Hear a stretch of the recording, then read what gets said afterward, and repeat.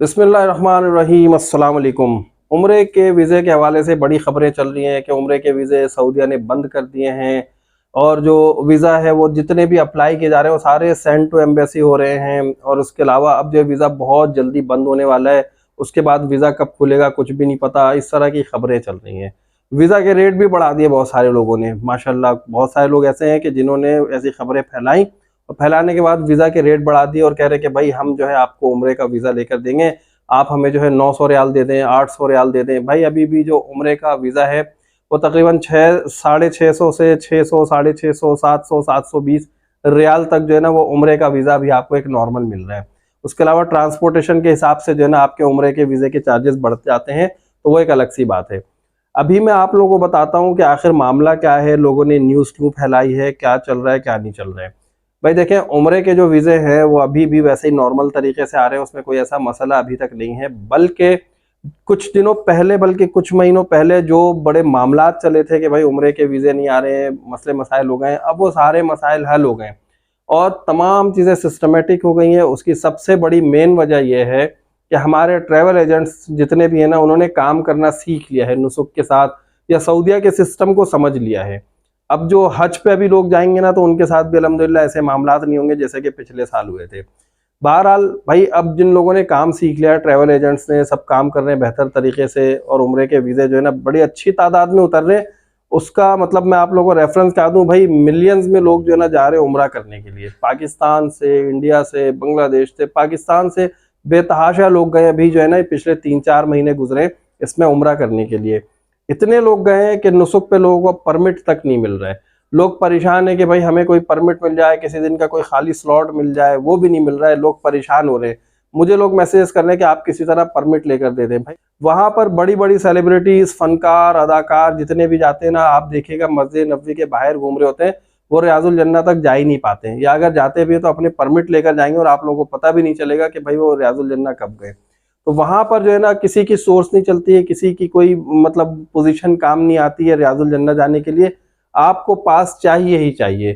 अगर आप बगैर पास के जाना चाहते हैं तो भाई वो अलग से मामलात होते हैं उनके, वो पूरी जो है ना उनकी काबीना आती है, वो आपको अंदर लेकर जाती है और जो है रोज़ा पे हाजिरी दिलाती है। और रियाजुल जन्नह में जो होता है वो एक अलग उनके सिफारती मामलात होते हैं, लेकिन सेलिब्रिटीज़ को भी वहाँ पे एक्सेस नहीं है। अच्छा, उम्रा के वीज़ा के हवाले से मैं दोबारा आप लोगों को वहीं पे आकर बताऊं कि भाई उम्रा के जो वीज़ा है ना वो ठीक तरीके से आ रहे हैं। सिर्फ और सिर्फ अभी सऊदीया ने ये कहा है कि भाई हम जो है थोड़ी सी अब पाबंदी लगा रहे हैं आगे, हज की वजह से, क्योंकि हज का सीज़न आने वाला है और हज में जो है सऊदीया नहीं चाहता है कि कोई मिस हैप हो जिस तरह पहले हुआ था। मिस मैनेजमेंट भी नहीं होनी चाहिए, क्योंकि विजन 2030 जो है ना वो एक बहुत बड़ा विजन है और उसके ऊपर जो काम चल रहा है उसी के हिसाब से अभी ये तमाम जो 2026, 27, 28, 29, 30, ये जो 4-5 साल अभी जो हज होना है ना, वो विजन 2030 के हिसाब से ही होना है और उसके लिए बहुत ज्यादा काम कर रहे हैं। एक मामला ऐसा है लोगों के साथ कि भाई वीजा जो है ना वो सेंड टू एम्बेसी हो रहे हैं और इसे हम दूर कैसे करें। मैं आप लोगों को एक बार नहीं, 100 बार नहीं, 1000 बार ये कह चुका हूं कि भाई जब आप लोगों को उम्रे पर जाना हो, आपका पासपोर्ट बन जाए, तो आप जो है सऊदी बायोमेट्रिक जो है ना, सऊदी वीजा बायोमेट्रिक ऐप, वो डाउनलोड कर लें अपने मोबाइल पर और उसमें बायोमेट्रिक कर दें। इससे तकरीबन 80 से 90% चांसेस होते हैं कि आपका वीज़ा सेंड टू एम्बेसी नहीं हो और आपके हज़ारों रुपए बच जाते हैं। इस वक्त मेरे पास जो है ना लोगों की कंप्लेंट आई है कि ट्रैवल एजेंट 15-15 हज़ार, 16-16 हज़ार मांग रहे हैं सेंड टू एम्बेसी क्लियर कराने के लिए। तो भाई जो फीस है वो तो देनी पड़ेगी। अब आपका जो है वो सेंड टू एम्बेसी किस नौयत में हुआ है, कम से कम ट्रैवल एजेंट ये ज़रूर बताएं अपने लोगों को कि भाई आपका इस नौयत में हुआ है और उसकी इतनी फीस बनती है, हम आपको जो है सेंड टू एम्बेसी क्लियर करा के देंगे। ये बात हो गई।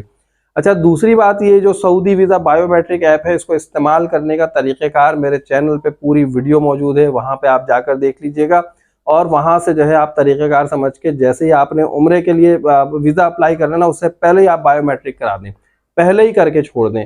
ताकि होगा क्या भाई, देखें, जब वीज़ा अप्लाई होता है ना तो आपका ट्रैवल एजेंट आपसे क्या मांगता है, सिर्फ और सिर्फ आपका पासपोर्ट मांगता है और पासपोर्ट के ऊपर ही सारे काम हो रहे होते हैं। उस पासपोर्ट का जितना डेटा होता है वो आपके वीज़ा पे छप रहा होता है। अब अगर आपकी तस्वीर उस पासपोर्ट पे सही नहीं है तो आपका वीज़ा सेंड टू एम्बेसी हो जाएगा आपकी पिक्चर क्लियर लेने के लिए। अगर आपके फिंगरप्रिंट्स उसके ऊपर सही नहीं आए हैं, आपके पासपोर्ट वाले मामलात में उनको नहीं समझ आ रहा सऊदीया वालों को, तो आपका वीज़ा सेंड टू एम्बेसी कर देंगे। अगर उनको आपके जो डेटा है ना, उस डेटा में कहीं कोई मसले मसाइल आ रहे हैं कि भाई इनका नाम क्लियर नहीं है, ये नहीं है, वो नहीं है, कुछ भी मामला हो सकते हैं, तो वो उसके लिए भी आपका वीज़ा जो है सेंड टू एम्बेसी कर देते हैं और फिर आपको वहां से क्लियर कराना पड़ता है। अब ऐसा भी होता है कि भाई बाज़ औक़ात जो है ना मल्टीपल रीजन होते हैं कि आपकी पिक्चर भी सही नहीं है, आपका बायोमेट्रिक भी नहीं आ रहा है, आपका डेटा भी क्लियर नहीं है, जो डेटा उनको रिक्वायर्ड है वो सारी चीज़ें उसमें मौजूद नहीं है। तो फिर क्या होता है भाई, फिर जो है वो आपका इन तमाम चीज़ों में सेंड टू एम्बेसी कर देते हैं, फिर आपके ट्रैवल एजेंट जो है उन तमाम चीज़ों को क्लियर कराते हैं और फिर उसकी फीस लेते हैं आप लोगों से। भाई आप लोगों ने क्या करना है, पासपोर्ट आ गया आप लोगों का, सबसे पहले आप लोग जो है Saudi visa biometric app download करें और डाउनलोड करने के बाद आप लोग जो है भाई अपने फिंगरप्रिंट दे, उसमें डेटा डालें, अपनी तमाम चीज़ें डालें, ताकि जब आपका वीज़ा वहाँ पर अप्लाई हो रहा हो उनके पास डेटा पहले से मौजूद होगा। और आपने करना क्या है, जब आप ये बायोमेट्रिक कर लेंगे तो आपको जो है ना एक कोड मिलता है, आपको मेल में वहां पर एक कोड नजर आता है, जब कर लेते हैं सक्सेसफुली का मैसेज आता है, तो वहां पर वो जो कोड है ना, वो बार कोड है या जो कुछ भी है, QR कोड है, वो सारी चीजें उसका स्क्रीनशॉट लेके आपने अपने ट्रैवल एजेंट को दे देना है कि भाई अब आप जो है जो भी हमारा वीजा अप्लाई करें तो उसके साथ ये चीज एडिशनल लगा दीजिएगा, ताकि हमारा जो है वीजा वो सेंड टू एम्बेसी ना हो, तो यहाँ से आपका मसला हल हो सकता है। अब मैं आप लोगों को बताता हूँ कि भाई सऊदीया ने जो है वो क्या पाबंदी लगाई है, कब तक के लिए जो है वो वीज़ा इशू हो रहे हैं, और हज से पहले पहले कब तक एंट्री देनी है, कब तक एग्जिट देना है। भाई देखें, अभी जो है वो जनवरी का महीना चल रहा है और जनवरी का महीना तकरीबन आधा गुजर चुका है। अब आपने जो भी अपना वीज़ा अप्लाई करना है वो आपने 19 मार्च तक आपका आखिरी वीज़ा आएगा। मतलब ये है कि सऊदीया ने ये बताया है कि जो आखिरी वीज़ा वो इशू करेंगे वो 19 मार्च को करेंगे, और आपकी सऊदीया में एंट्री देने की जो लास्ट डेट है वो 2 अप्रैल है। वो याद रखिएगा कि 2 अप्रैल के बाद अगर आप 3 अप्रैल को सऊदीया पहुंचते हैं तो फिर आपको वहां पर एंट्री नहीं मिलेगी, और आपको वहां से एग्जिट की डेट जो है वो 18 अप्रैल है। अगर आप 18 अप्रैल के बाद भी वहां पर ठहरते हैं, वहां पर रहते हैं, तो आपको जुर्माना भी हो सकता है और आपको कैद भी हो सकती है। सऊदीया ने ये तमाम पॉलिसी वाजे कर दी है तमाम उम्रा ज़ायरीन के लिए, और जितने भी वीज़ा होल्डर्स होंगे सिवाय हज के वहां पर नज़र नहीं आएंगे। तो इसलिए आप लोग भी अपने उम्रे को इसी हिसाब से प्लान कीजिए। उम्रे के वीज़े में अगर अभी भी आपको कोई परेशानी है, कोई आपका सवाल है, तो आप कमेंट बॉक्स में मुझसे पूछ सकते हैं। वीडियो अच्छी लगी तो भाई लाइक कीजिएगा। चैनल को जिन दोस्तों ने सब्सक्राइब नहीं किया सब्सक्राइब करें, और नेक्स्ट वीडियो तक के लिए मुझे इजाज़त दीजिए। अल्लाह हाफिज़।